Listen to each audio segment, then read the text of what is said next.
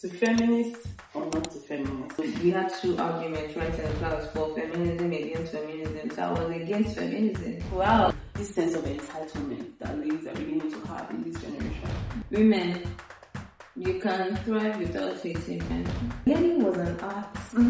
Now somebody just text you stop and or hi. We need to squeeze $100 inside our hands.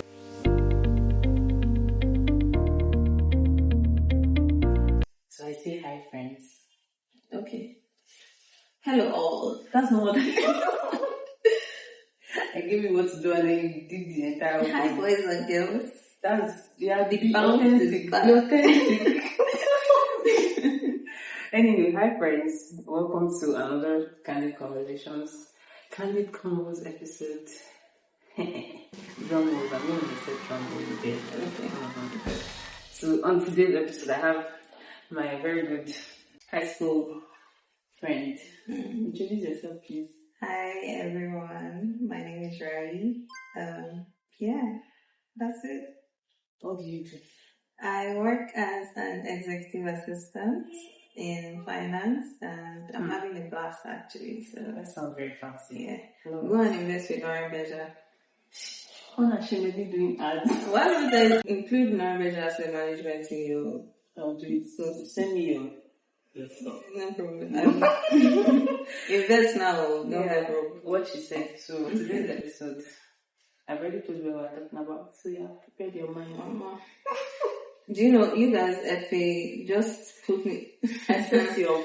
FA setup is a list of what she did. I said I'm not strongly opinionated, but I have strong opinions about certain That's things. the entire point. I won't bring someone that doesn't have strong opinions to talk about something. Like, what's the point? Where's the fun in that? Okay. Anyway, today we're talking about feminism in the 21st century. Okay. So, first question, which is straight to the point. Oh my god. To feminists or not to feminists? What do you mean to feminists? To feminists or not to feminists? To become a feminist. To be a feminist or not to be a feminist? And what does feminism mean to you? My god. Okay, so where would I start this from? Feminism to me is having equal access to opportunities, to choices. So whether it's social, economic, physical, mental, whatever aspect of life it is, I feel like both men and women should have equal access to any hierarchy of opportunities. Yeah, without any discrimination or preconceived bias. Yeah, preconceived bias. Yeah, I actually agree with you. That is what feminism is objectively. Yeah, objectively. Let's put objectively. Objectively, very important. Yeah. So like this feminism now, feminism as we know it, as far as what we know it to be objectively, what does that mean? Okay, so for me, I've always had a problem with aligning with feminism because in theory, feminism is an amazing concept, right? It's something that should exist even without us having to fight for it. Yeah. But in practice, it's become something else. Like the practice of it has become so fluid and become so extreme. So it's either you're on the extreme or you're not, right? And I feel like that has eroded the definition of what it means to be a feminist. Even in as much as some people try to correct it and ensure that like everyone understands what it truly means. My problem is that once the practicality of a theory is being misunderstood, then we need to go back to the drawing table and understand what we are doing. And that's my core problem with feminism, is that the practice of it is different from what it's defined to be. So in a way, I start to question myself, am I really a feminist, And to be honest, I tell people I'm not. Me too. feminist. I say I'm a humanist. Yeah, I say I'm a humanist right now, because what's the use of the definition of a thing when in practice it's not totally different. Yeah. Sure. So this whole thing of let's paint a scenario. I'm a guy, you're a guy, I'm a babe, and we go on a date. There's a preconceived what's the word now? There's a preconception, right? Yeah. From whoever is serving you that the man is gonna pay. Yeah. What do you feel about that? Okay, so part of the reason I say I'm not a feminist is because I also have certain traditional perspective towards like the way things are done. I don't believe in 50-50. I don't think I can do that. In as much as yes, What do you believe? I work. I can do like a 70-30, you know. Financially? Yeah, financially. Fair. But I can't do like on the same playing field. And also I believe even in terms of on the other aspect of not financial, like taking care of the woman, I believe it's also 70-30 with the 70 on the woman's side and maybe 30 on the man's side. We can do a 50-50 if both people are what will I call it? If both people are investing the same amount of energy in the thing. And for me, it's a turn off, right, when a guy can't provide. So for me to allow him to do what I like, I also have to do certain things to take off the burden, because this is me being realistic, right? So if I want him to take me on trips and to be able to afford to do that legitimately, I also have to let him work more than I do. Fair. Right? Fair. So that also means taking off more of the burden of the home. Not that he wouldn't do anything in the house. You can't have sparing him of it because of the financial. Yeah, exactly. So that's my own preference of how I see life. Yeah, I'm ambitious, yes, but since I want something and I feel like this is the way to get it. Okay. I agree though, because of course I'm Christian and there's a divine design for male and female. And I feel like the current move for feminism is going against that design. Yeah. I saw a bunch of construction workers and they were all men.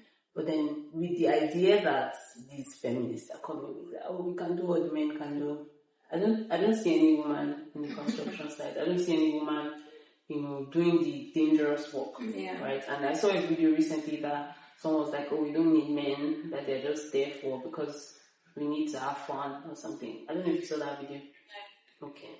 And then someone responded with this kind of school of thought that men are very needed in society and those kind of jobs, you don't find women there. And then just seeing how like that move of feminism is trying to bring down masculinity. Yeah. And I don't think that's healthy. What's your take on that? If you have any?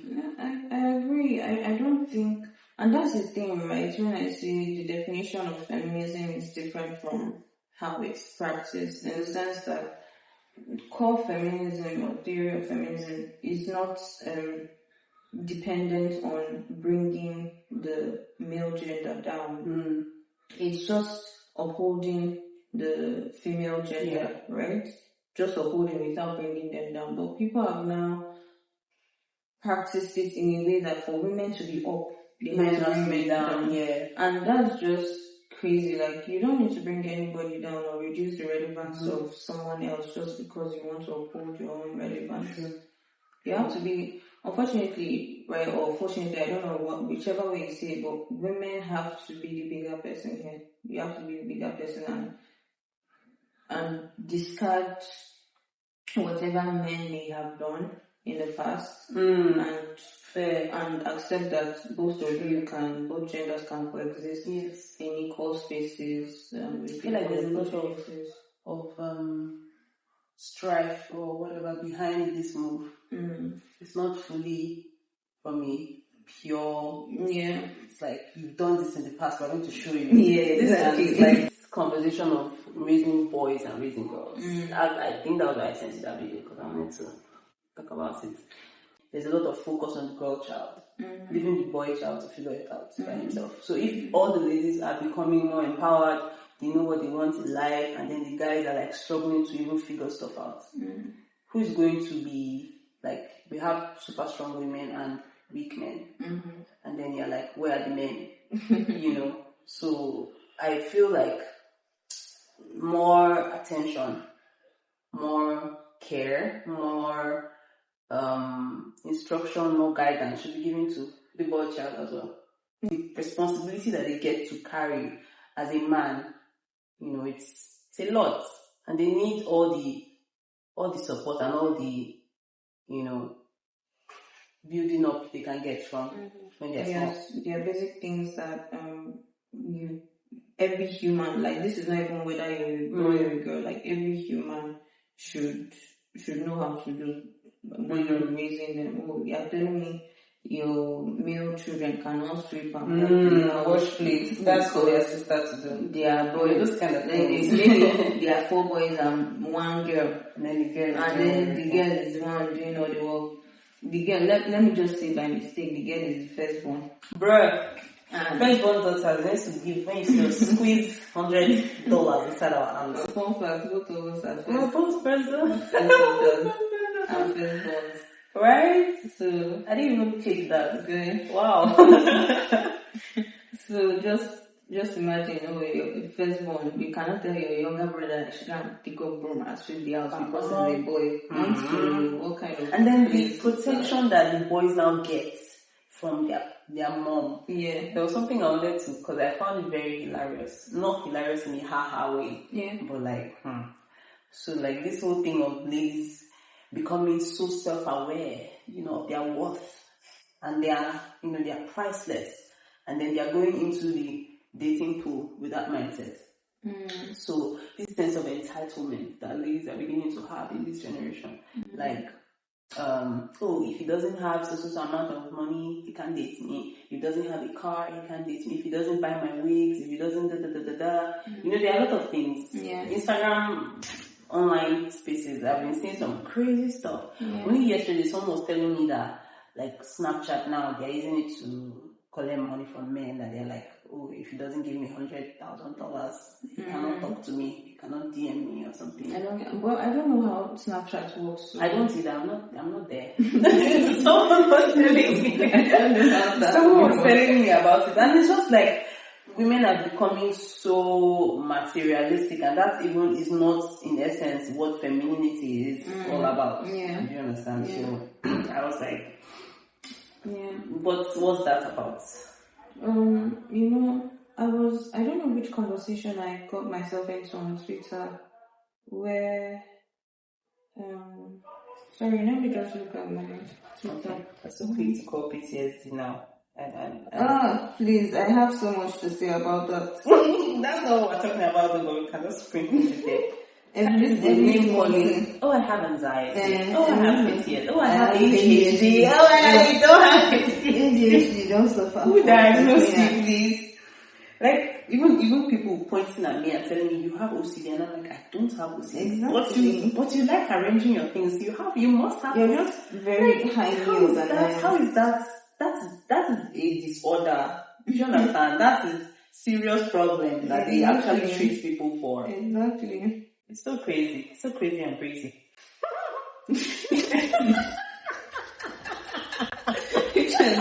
Crazy. Yeah. So it was about, I said Jordan was talking about yearning. Oh yeah. Oh, and it's made I saw that. Like, bruh, finally someone's talking about this. You know, I listened to the podcast, like I watched the podcast, and I was like, yes, oh my god, somebody's finally talking about the genuine yearning. Like 2010 was such a thing that even telecoms had to get in on that. That's when we called. Bruh, look how they get the knife. That was when yearning was an art. Now somebody just text you stop and hi. Oh, and then that's showing interest. So obviously, when the editor posted like the snippet on Twitter, men were giving their opinions about it, and most of the opinions I responded that most of the opinions from men that I saw were based on materialistic women. And I'm like, they didn't even say anything in regards to materialistic people or anything like that. This was basically just the art of being involved with into something that you love. Like when you really like something and you know how you act when you love something. For example, a lot of men love football. Yeah. You give your time, you give your attention, you give your money. You give your money, you give your brain, you give everything to football. You invest so much into what you love. And it's not just about a money thing. Even men that don't really have much in quotes, if they really like something like, oh, you love gambling, you always have money to gamble. You always have money for things that you love. You always have time for things that you love. So why is it that now everyone is trying to form as though, oh, nonchalant, you know your worth, you know this one, you cannot be you cannot be taken for granted in quotes. And I'm like, that's not, money doesn't have anything to do with yearning. Yeah, does it make it nice? I mean, love without money is, like, love with money is, sweet. Love is sweet. But genuine love can exist without so much wealth, right?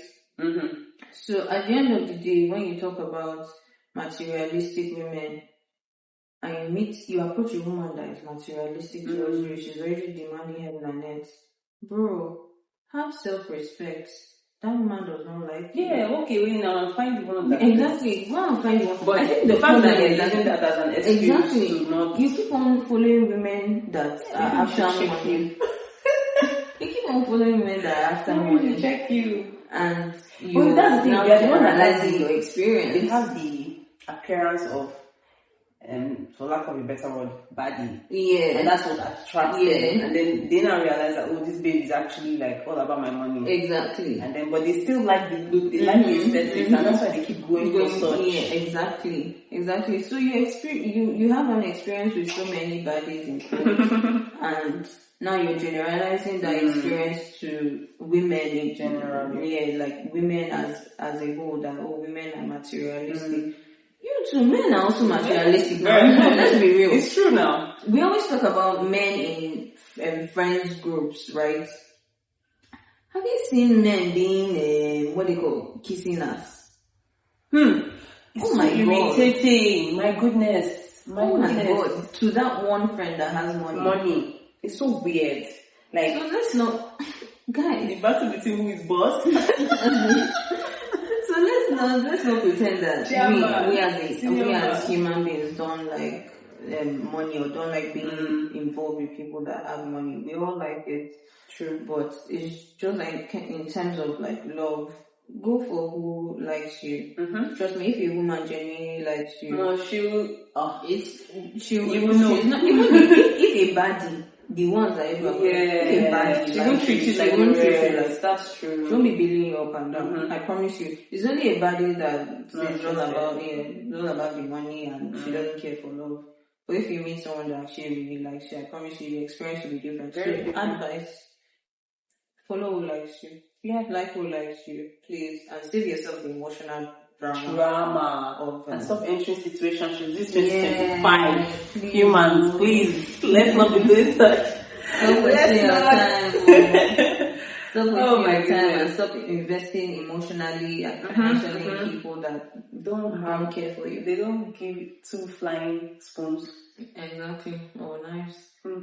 The full cutlery set. Yeah.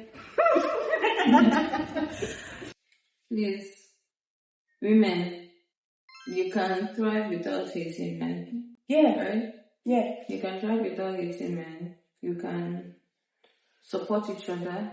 If we start women supporting women today, males in general are very supportive of each other. Genuinely. Or if you have, maybe, if you're in sales department and you have a target of 1 billion and your guy, they struggle, you get the same target, like both of you have target of 1 billion. And you, the friend, you made your 1 billion. You can exceed your target to, let's say you get 1 one job opportunity or one opportunity that to exceed your target. But a guy can be like, oh no, this my friend has not reached let me give him the job, right?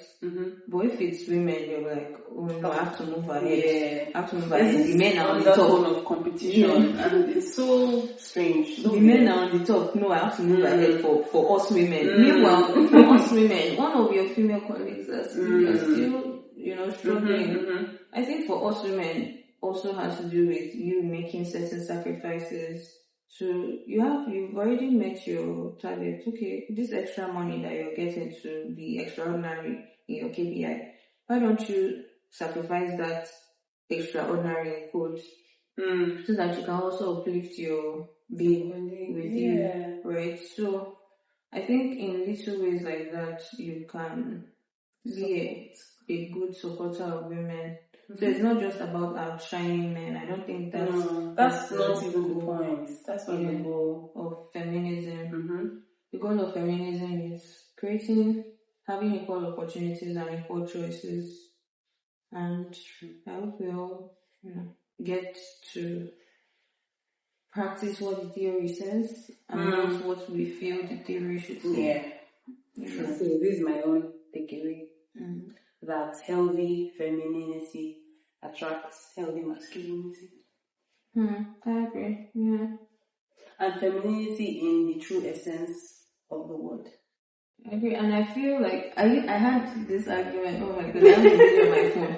I studied international relations, so in my 200 level, we are talking about feminism.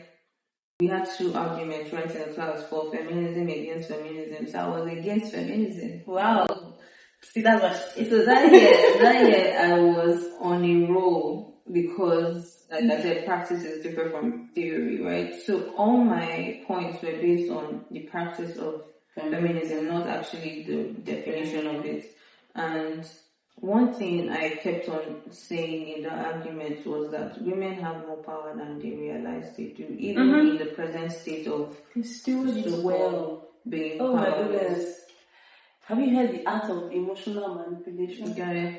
I mean, it's not a bad word. Manipulation sounds very scary, but we have that gift. Yeah. To be able to make things happen without doing anything. Yeah. Oh my goodness. And you know, just to do, not even a slight digression, but in terms of like me studying international relations, right? In international relations, because of how the US is dominant in world power, you learn a lot about the dynamics of power with the United States in relations to other countries in the world.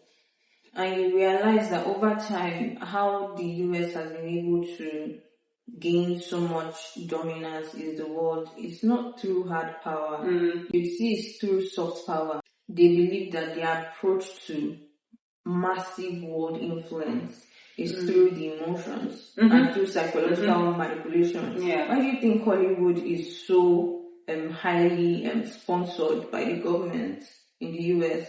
It's because through movies, if you go back and watch movies from the Second World War era, I mean 1940s thereabouts, you'd see that most of the movies that were based on espionage or even normal societal, home movies or things like that, they had a certain storyline that influenced how you see Asian and North European countries. That's why you see that when they are painting a North African country, the lighting of the film is different. It's like maybe a little bit brown. That affects your perception. That affects your gives you a stereotype, basically. That's why when you're watching a movie based in Germany or in Russia, it has this very cold, hard, very cold, film look. Like the color grading is cold, right? Or you're watching a movie that is based in China or in the Middle East. That's really profound. Oh my goodness. That's why the coloring is so a lot of influence has gone into a lot of monetary contributions from the government. The US government has gone into filming, into entertainment, into things that have to do with soft power, into social media, into everything that has to do with psychological and emotional manipulation, because that's the easiest way and the fastest way and the most effective way to become very powerful. So in same works with women, right? Women have more power than they think, especially holding or wielding emotional power, or the ability to control emotions, the ability to be more emotionally intelligent, more emotionally intelligent and connected with themselves. So woman, you have power. Don't be in competition with anybody. Appreciate people for the gifts that they have and push people forward. Be confident in yourself. I feel like self-confidence, which is a very interesting school of thought, but I feel like the more confident you are in yourself, the more you compliment other people. Yes.